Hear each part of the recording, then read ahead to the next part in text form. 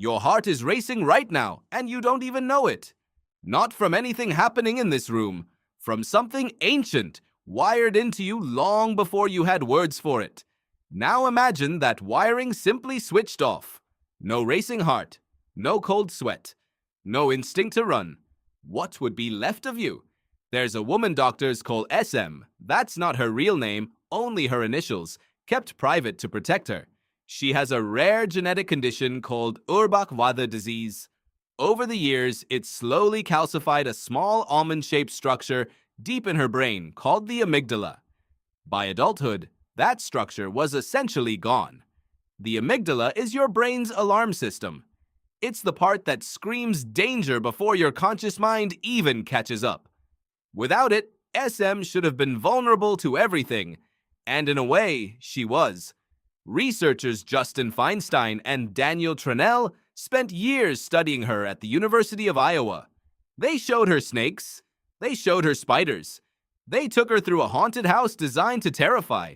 She laughed. She poked the spiders out of curiosity. She wasn't being brave. Bravery requires fear to push against. She simply had none. Here's where it gets stranger. Feinstein once asked her to recall the scariest moment of her life. She struggled. Not because her memory was damaged, but because she genuinely couldn't locate a moment of real terror anywhere in her past.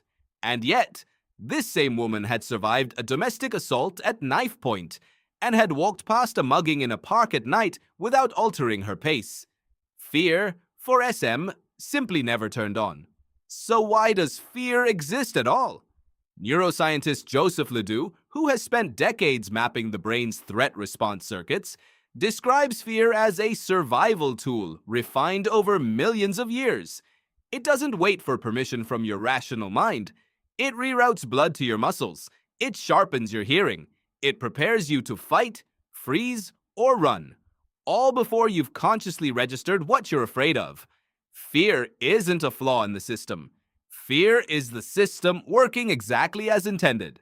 LeDoux's research traces this circuit back through evolutionary time.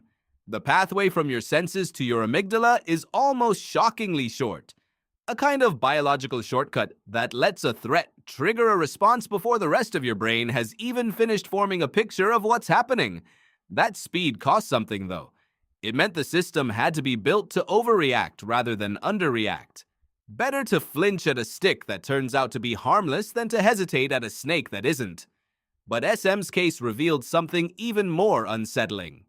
Antonio Damasio, one of the researchers who worked alongside her for years, proposed that fear isn't just protective, it's foundational to decision-making itself. Without it, SM struggled to accurately judge who to trust, how close to stand near a stranger when a situation was genuinely dangerous. Her missing fear didn't just remove danger from her life. It quietly removed her ability to detect danger at all. Think about what that means. The uncomfortable flutter in your chest before a difficult conversation. The instinct that makes you cross the street when a stranger's footsteps grow too close behind you. These sensations that most people spend their lives trying to escape are, in fact, doing something essential. They are protecting you in ways your conscious mind hasn't even finished processing yet. This is the counterintuitive twist. You've likely been taught to treat fear as the enemy, something to conquer, suppress, push past. But researchers studying SM discovered the opposite lesson. A life with zero fear isn't freedom. It's exposure. It's a nervous system with the lights turned off, wandering through a world it can no longer read. Modern life rarely removes fear the way SM's condition did, but it does something quieter and just as strange.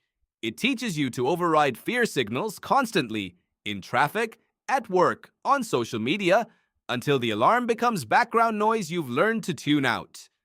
Every time you ignore that gut instinct because it's inconvenient, you're practicing a version of what SM lives permanently. You're just doing it voluntarily, one small override at a time. Consider the last time you talked yourself out of a nagging unease about a person, a decision, a room that felt wrong.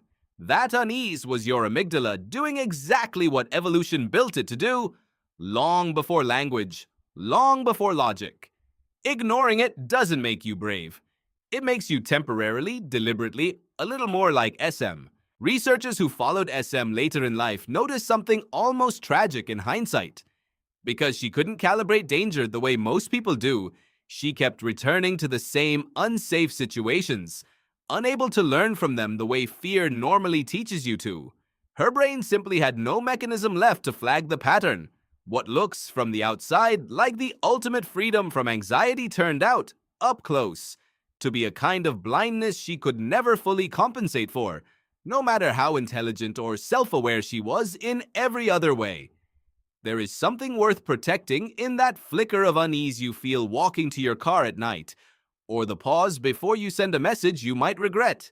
It isn't weakness. It's one of the oldest, most refined systems your body owns. And it has been keeping humans alive since long before any of us had a name for what it was doing. Your heart is racing right now, and you don't even know it. Not because something in this room is dang,